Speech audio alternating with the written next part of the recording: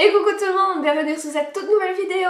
Et aujourd'hui j'ai l'immense honneur de vous présenter enfin la création du bouquin que je voulais faire il y a un petit moment déjà et que je n'avais pas pu pour un manque de matériel. Et c'est chose faite, aujourd'hui je vais enfin pouvoir vous montrer ce que j'ai fait. Un livre dont je n'étais pas sûre de pouvoir réaliser correctement car c'était la première fois que je faisais du modelage, je vais dire aussi minutieux et aussi, enfin un petit peu réaliste aussi, donc j'étais pas très sereine, mais au final tout s'est bien passé. Donc aujourd'hui je vous propose de regarder le pas à pas de cette création de livre. Voilà, donc avec un dinosaure qui sort de la couverture. C'est un modèle que j'ai réalisé pour mon fils de 10 ans qui adore créer, qui adore faire des croquis, qui adore dessiner des bandes dessinées, enfin ce genre de choses. Et c'est un petit livre personnalisé expressément pour lui. Donc c'était pour vous montrer un exemple de ce qu'on peut entreprendre avec un petit peu d'imagination. Et donc, je vais vous montrer dans cette vidéo donc le pas à pas pour réaliser ce petit livre avec les ceintures, bien évidemment, mais aussi l'insertion du cahier de livre qu'on avait réalisé, si vous vous souvenez, il y a des semaines de cela. Et donc, je vais vous montrer l'intérieur avec les pages de garde et l'intérieur des feuillets. Voilà. Donc voici le livre que je vais vous présenter aujourd'hui en création. J'espère que cette vidéo vous plaira, qu'elle saura vous inspirer d'autres créations et je vous dis à tout de suite pour la réalisation de ce livre. À tout de suite. Pour la réalisation des plats de mes livres, je choisis des plaques de contreplaqué pas trop rigides. Je prends les mesures de mes futurs plats pour la découpe en prenant une marge de quelques millimètres. Comme ça, si je me loupe, j'ai une marge de sécurité. Et je m'assure ainsi un rendu bien droit.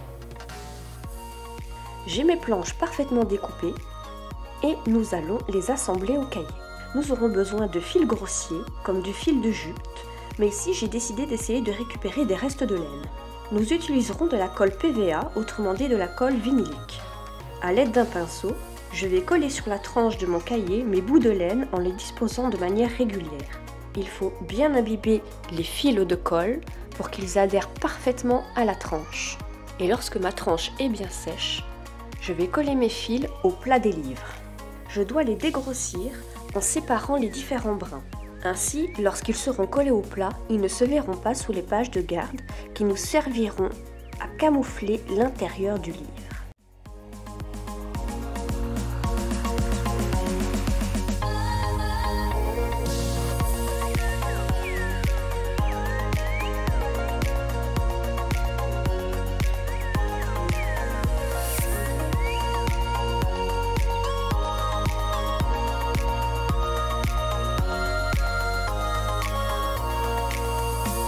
Il faut imbiber généreusement les brins ainsi que la surface du plat pour les maintenir correctement. C'est une technique que j'ai tentée pour ce livre mais qui ne m'a pas vraiment convaincue car au final elle est trop hasardeuse et les plats ne cessaient de bouger. Donc pour la prochaine création, je m'y prendrai autrement et je reviendrai à une ancienne technique que j'avais utilisée.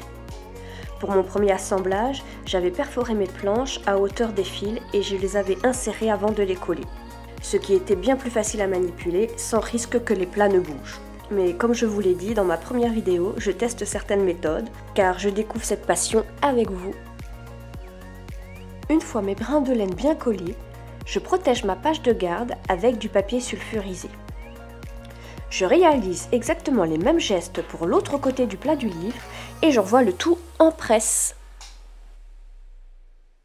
Si vous ne possédez pas de presse ou d'étau, vous pouvez maintenir le tout sous une charge assez lourde, comme un poids, des pélivres ou peu importe. L'important est que le poids doit être suffisamment lourd pour presser l'ensemble.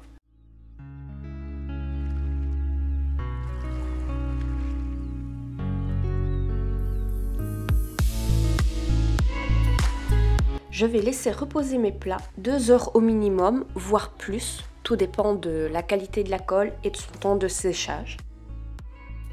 Et lorsque le tout est bien sec, nous passons ensuite à la pose de la couverture.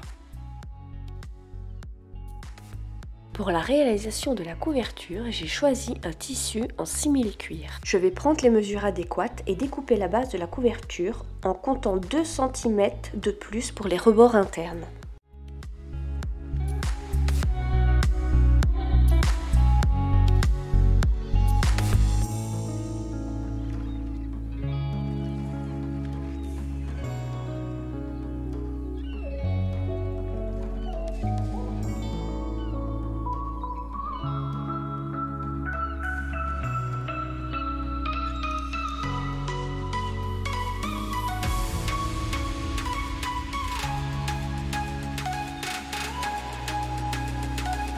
Je mesure l'intérieur de la tranche pour me découper 2 lamelles en carton, que je collerai à l'intérieur du cuir. Ainsi, la tranche du livre restera nette lorsque je l'ouvrirai, évitant au cuir de s'affaisser et de former des plis disgracieux.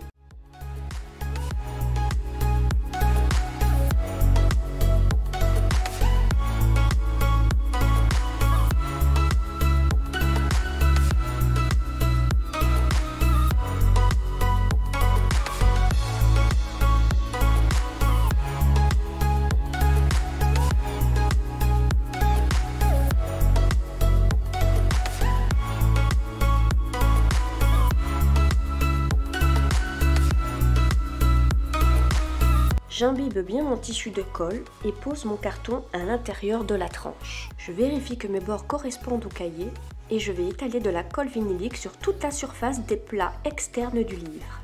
Je m'assure que le cuir ne forme aucun pli disgracieux lorsque je l'applique sur mon plat imbibé de colle. Je fais exactement la même chose sur l'autre côté de mon plat et une fois que tout est nickel, j'envoie le tout sous presse. Je laisse sécher 2 bonnes heures minimum. Mais si cela ne vous suffit pas, n'hésitez pas à laisser sécher toute une nuit par exemple. Tout dépendra de la qualité de votre colle. Ce sera à vous de juger. Une fois votre ensemble bien sec, il faut s'occuper des bords internes qu'il faudra bien ajuster.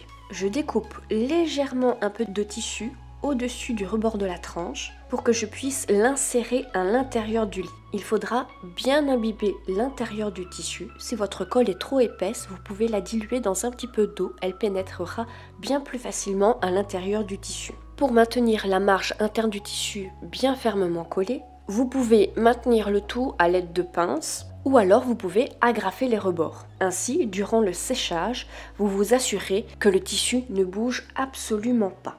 D'habitude, j'utilise de minuscules clous pour maintenir le tout en place, mais je n'en avais plus malheureusement, donc j'ai utilisé de bonnes agrafes. Veillez à ce que les agrafes soient assez solides pour pouvoir perforer le bois, sinon les agrafes ne vous serviront à rien du tout. Ici, comme ma caméra se trouvait sur la table, j'ai préféré me déplacer pour donner mes coups d'agrafeuse ou de marteau lorsque le besoin se faisait sentir, car comme vous le constatez, ma table est en verre et je ne voulais pas provoquer une catastrophe. Je rogne un peu les recoins de mes livres avec une lame ou un cutter pour dégrossir l'amas de tissu. Je vérifie que tout soit parfait et je place une protection décorative en métal que je referme sur le recoin avec un marteau. J'agrafe ensuite mes rebords en cuir sur la tranche et je place ma deuxième protection de coin pour terminer de coller et agrafer les rebords du bas. Je pose ma protection en papier sulfurisé pour protéger ma page de garde et ensuite je m'attaque à l'autre côté.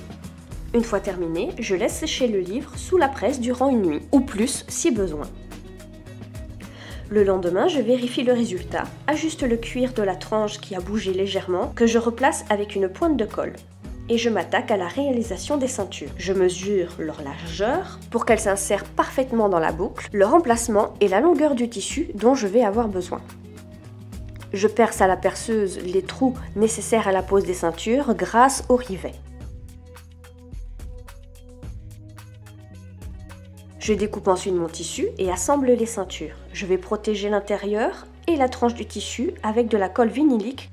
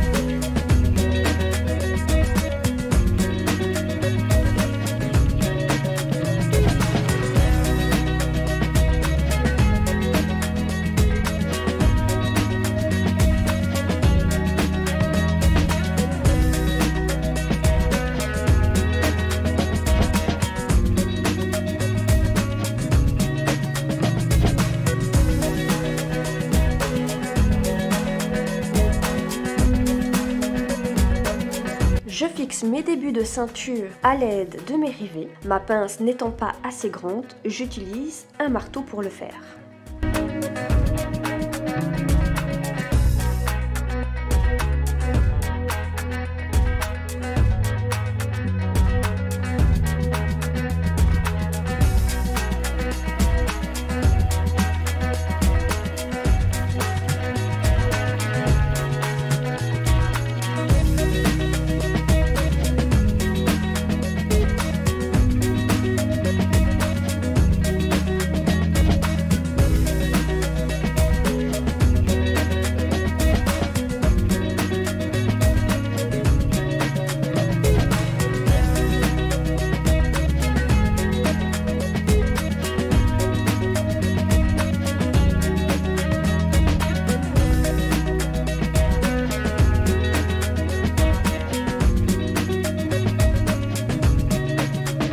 Je prépare ensuite mon deuxième jeu de ceinture et les protège avec ma colle colorée comme pour les précédents.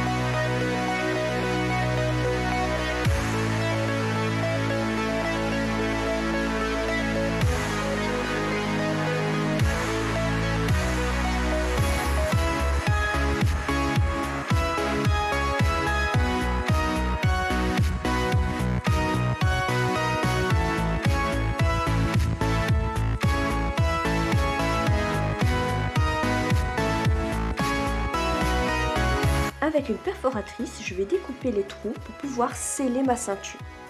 Là aussi, je vais protéger l'intérieur des rebords des trous avec de la colle colorée pour éviter de probables déchirures à force d'utilisation. On peut aussi utiliser des protections à cet effet. Promis, pour le prochain livre, je vous montrerai comment les utiliser.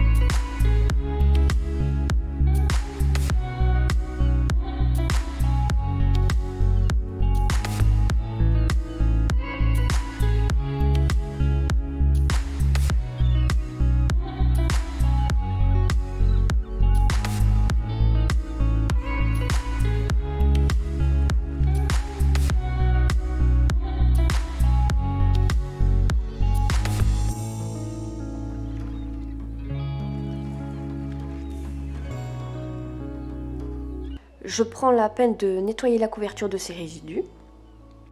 Et ensuite, je colle les pages de garde à l'intérieur des plats.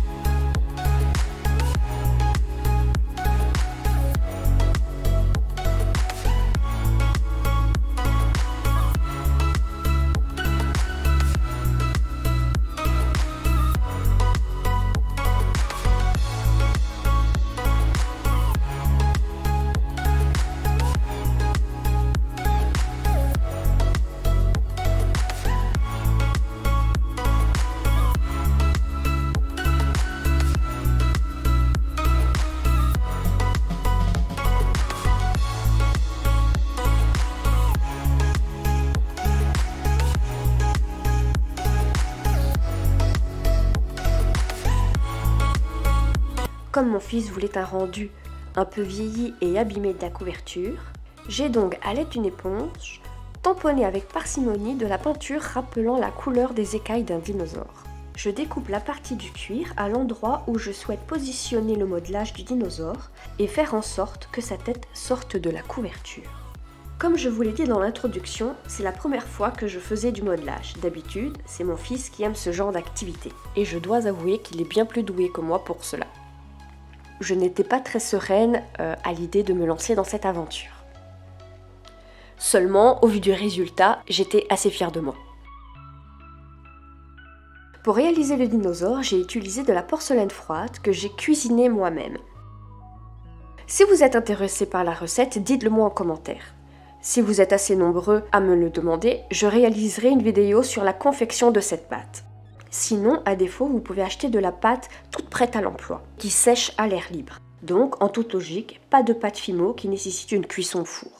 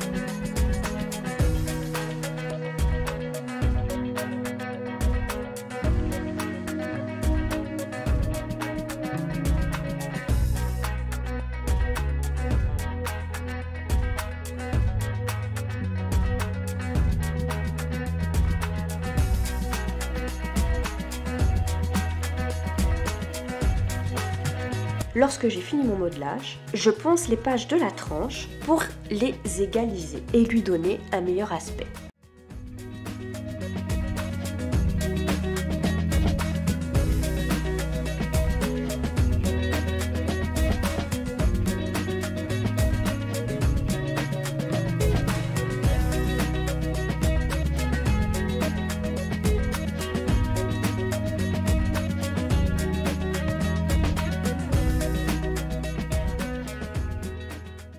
Voilà pour cette vidéo, j'espère qu'elle vous aura plu. En tout cas, j'ai pris un très grand plaisir à confectionner ce bouquin. N'hésitez pas à vous abonner, à me lâcher un petit pouce bleu. Si tu veux m'aider à améliorer le contenu de ma chaîne, je t'invite à visiter ma page Utip et à visionner une courte publicité. Cela est totalement gratuit et ne te coûte que quelques secondes de ton temps. Avec ce simple geste, tu m'aideras déjà énormément. Je te remercie de m'avoir suivi jusqu'ici et je te dis à très bientôt pour une prochaine vidéo. Bye bye!